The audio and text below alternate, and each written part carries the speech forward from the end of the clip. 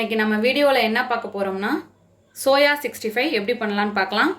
இதுக்கு 1 cup soya chunks எடுத்திருக்கேன், 1/2 teaspoon மஞ்சள் தூள், 2 டீஸ்பூன் தனி மிளகாய் தூள், 1 teaspoon garam masala, 1 table spoon இஞ்சி பூண்டு பேஸ்ட், 1/2 டீஸ்பூன் சீரக பொடி. நான் ஃப்ரெஷ்ஷாக இருக்கிற சீரகத்தை இடித்து வச்சுருக்கேன், 1 டேபிள் ஸ்பூன் மல்லித்தூள், 1/2 லெமன் எடுத்து வச்சுருக்கேன், 2 டேபிள் ஸ்பூன் அரிசி மாவு, 1/2 டேபிள் ஸ்பூன் சோள மாவு, உப்பு தேவையான அளவு, எண்ணெய் தேவையான அளவு.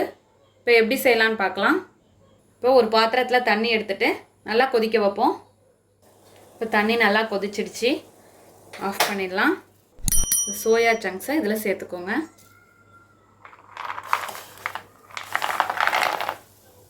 இது ஒரு 15 நிமிஷம் அப்படியே இருக்கட்டும்.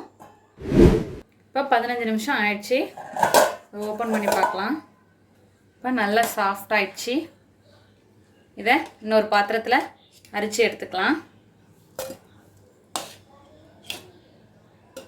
இதில் பச்சை தண்ணி சேர்த்துக்கோங்க. இப்போ பச்சை தண்ணி சேர்த்தாச்சு. நல்லா கை பொறுக்கிற சூடு வந்தோடனே இதை புழிஞ்சு எடுத்துக்கோங்க. நல்லா புழிஞ்சிடுங்க.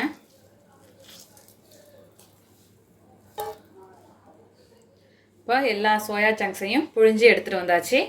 இதில் இப்போ மசாலாலாம் சேர்த்துடலாம். மஞ்சள் தூள், மிளகாய்த்தூள்,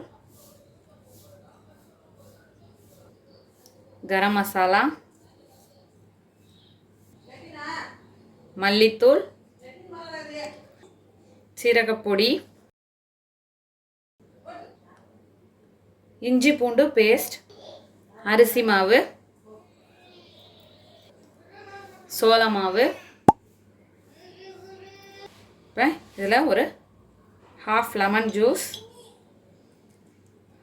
உப்பு தேவையான அளவு.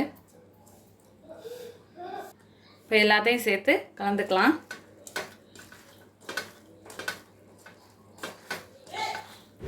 இப்போது நல்லா கலந்தாச்சு. மசாலா எல்லா சைடும் கோட்டாகிற மாதிரி பண்ணியாச்சு. இது ஒரு 10 நிமிஷம் அப்படியே இருக்கட்டும். இப்போ எண்ணெயும் சூடாக இருக்குது. இது ஊற வச்சு 10 நிமிஷம் ஆயிடுச்சு. இப்போ பொரிச்சு எடுத்துடலாம்.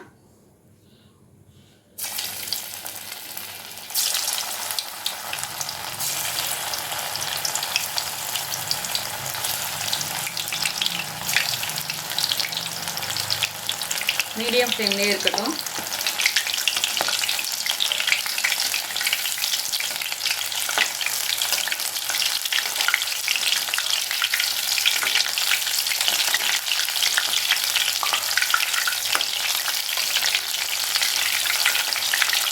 எல்லா பக்கமும் சுற்றிலும் வேகிறாப்பில் கலந்துக்கோங்க.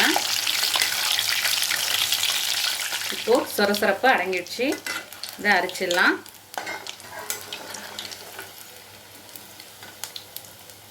நல்லா எண்ணெய் வடிய விட்டு எடுத்துக்கோங்க.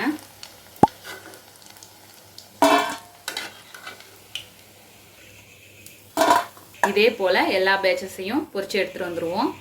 இப்போது எல்லா பேட்சஸையும் பொரிச்சு எடுத்தாச்சு. இப்போ இதில் ஒரு கொத்து கருவேப்பிலை, ஸ்டவ்வை ஆஃப் பண்ணிவிட்டு பொரிச்சு எடுத்துக்கோங்க. இது ஆப்ஷனல் தான்.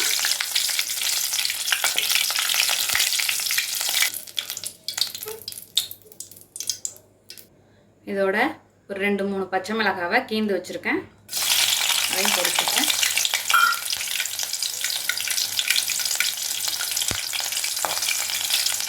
தெரிக்கும் கேர்ஃபுல்லாக இருந்துக்கோங்க. இப்போ பச்சை மிளகாவையும் எடுத்துப்போம்.